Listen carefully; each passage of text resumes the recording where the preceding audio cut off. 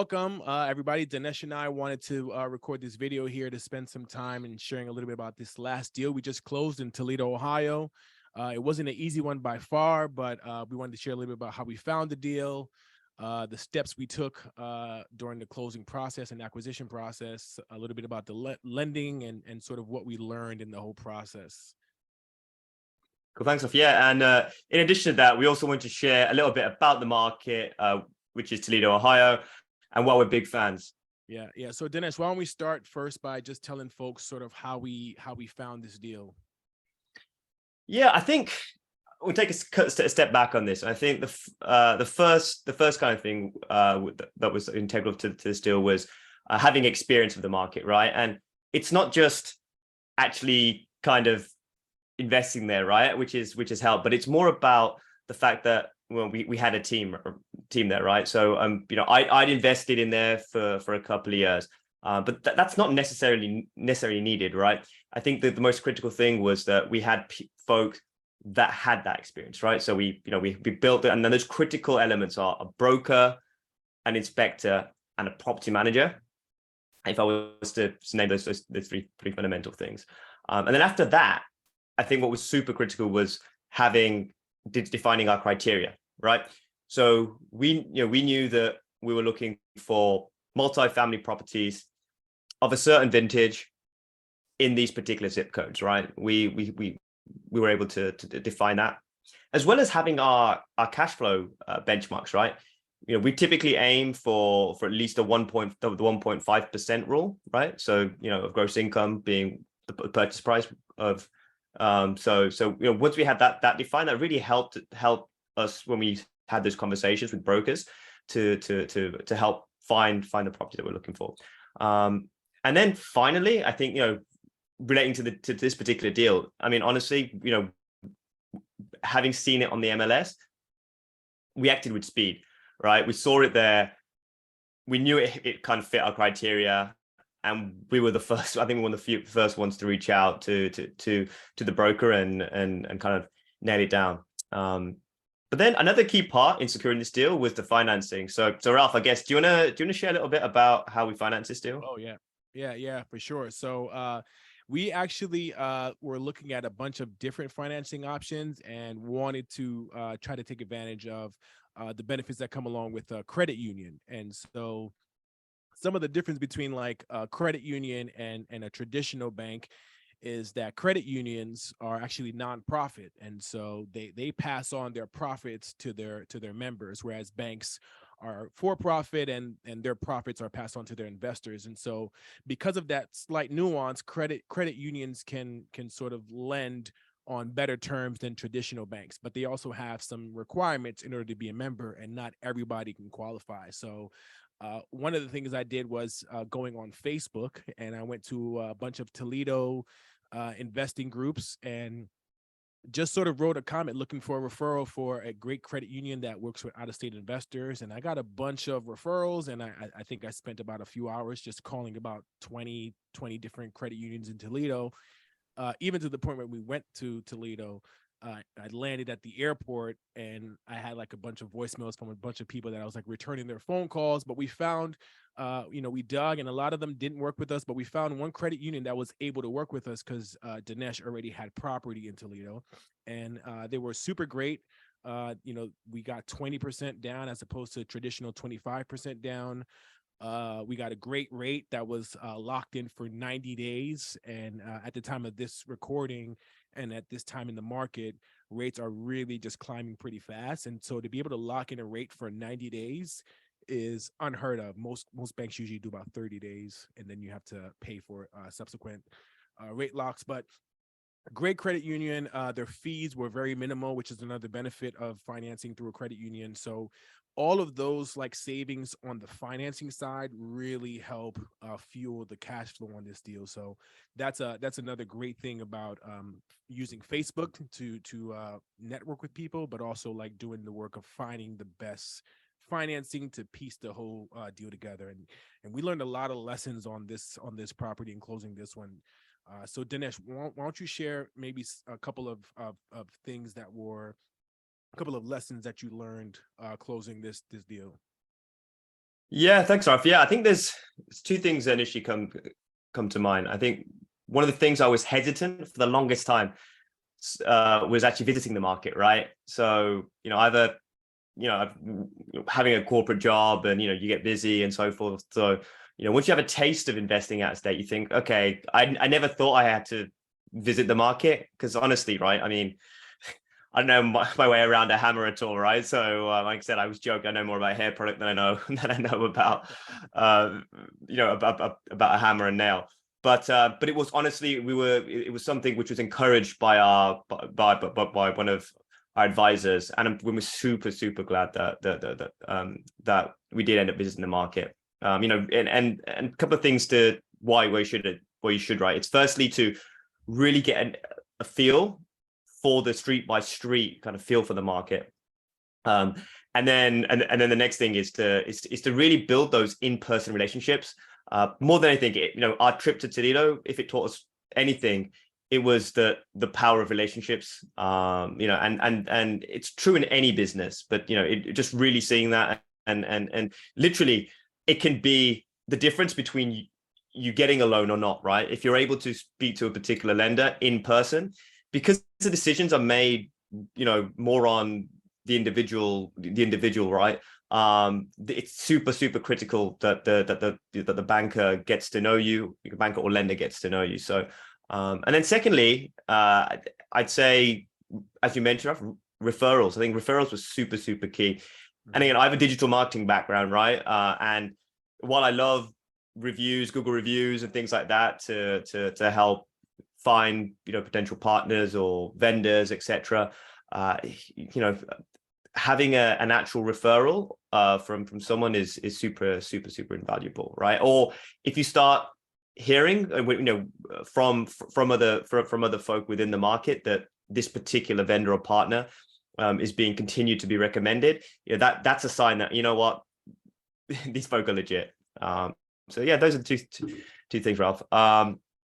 And then I guess, Rob, what about you? What would you say are some of the most important kind of lessons that you learned from this Yeah. deal? Yeah, for sure. I mean, I think everything you said totally makes sense. I'll just reiterate knowing your market another facet of knowing what's like typical, what's normal in that market in terms of things the seller will cover or things you'll cover. Knowing as well, having a property manager that you can rely on to sort of ask questions throughout the process on what is normal in that market. We had some things come up with security deposit and evictions, and a tenant was on some kind of COVID assistance. So knowing the market, but also having someone, a property manager that also knows the market better than you, and sort of relying on them and leaning on them. And then the second thing I would say is being able to close on the deal, right? So, I do some wholesaling, and I know what it's like when you have a buyer that they say they're going to close and then they end up backing out. And I'm sure realtors and agents can relate to that as well, that you have a buyer and they're supposed to close on the property and then they back out. So, underwrite the deal, know your numbers, and make sure that you deliver. If you get the deal on the contract and the numbers made sense and they make sense to you, then make sure you do everything on your part to close on the deal. And the best way to be able to do that is to make sure you have a solid business plan to know how you're going to add value to this property, how you're going to raise the income. And so, Dennis, why don't we talk a little bit about our business plan with this particular 5-unit property? Yeah, thanks. I think that's a great segue. Yeah, so one of the key kind of things that we wanted to start with was there's some kind of deferred maintenance with this property. And the priority, our primary as business owners, right? You've got to think of this. We think of this deal as a business essentially, because that's what you are, right? You're buying a little business, and your customers in this regard are your tenants, right? Your residents or tenants, right? And we really do want to do our best to make it a safe and comfortable place for them to live. So, there was some deferred maintenance on the property. So our primary, because a primary sort of concern was addressing that ASAP. So one of which was plumbing. We had a leak in the basement, right? Which was originally for a washer dryer, and in our particular market in Toledo, water is relatively expensive to other costs. So again, learning from my single family when I've purchased properties and there's been a delinquent bill, being hit with that as like a welcome you to your new property is not great. So that was something which our property manager was aware of. We as doing the inspection and that coming up, and she was like, you know what, we need to address this ASAP. So within a couple of hours of our ownership, she'd kind of got that resolved. The next thing was working with tenants that had been delinquent for some time, right? So we kind of wanted to, again, offer kind of three options. First being for them to get caught up, if they're able to get caught up with their rent. Second one is the cash for keys, right? So what we do is we would offer them a financial incentive to move out within a certain time period, right? And forgo all the delinquent rent that they owed previously. And then our final option, if we can't come to a resolution with these particular residents, then we will, our plan is to move forward with an eviction. So this is this particular property, once it's been properly stabilized, it should be a really good deal with from a cash flow perspective. And this market in particular, yeah, I mean the market itself is a really great market. And one of the things, I mean, Dinesh and I, we went there to really explore the market, which is another key thing if you're going to invest in the market. But particularly the Toledo market, the Midwest markets, they're not really a high appreciating market like some of the Sunbelt markets like Texas and Florida and the Carolinas. But Toledo in particular is a very high cash flow market. If you get a good deal and you underwrite it properly and manage the deal properly, it's a high cash flow market. But going to Toledo, we learned so much as well, right? Like we didn't know this, but the Jeep headquarters is in Toledo. So and it's been there since, I believe, World War II. And every year they have a huge Jeep fest. And I think like last year they had almost 3,000 Jeeps from across the world all come to Toledo.